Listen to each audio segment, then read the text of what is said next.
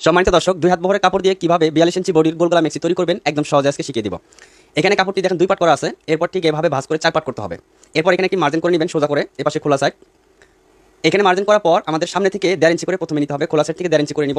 এই 1.5 ইঞ্চি নিলে বডি আর সেলাই করার পর ছোট হবে না। 1.5 ইঞ্চি মাপ দেওয়ার পর এখন এই দাগ থেকে 42কে 4 ভাগ করে 1 ভাগ 10.5 ইঞ্চি নিব। যার যতটুকু বডি হবে সেই বডিকে 4 ভাগ করে 1 ভাগ এখানে নিয়ে ঠিক এইভাবে একটি মার্জিন করতে হবে। ঠিক এইভাবে মার্জিনটা প্রথমেই করে নেবেন বডির মাপ অনুযায়ী।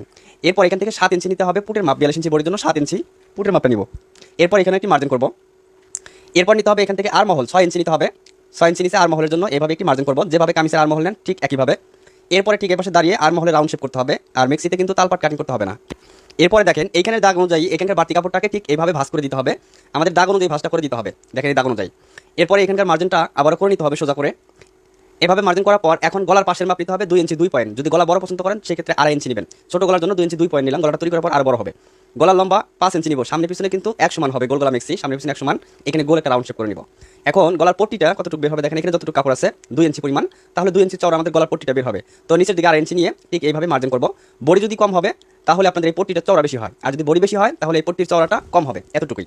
এভাবে গোল শেপ দিয়ে নেবেন, তাহলে দেখেন গোল গলা মেক্সির যে গলার পট্টিটা ঠিক এইভাবে বের করতে পারবেন খুব সহজে।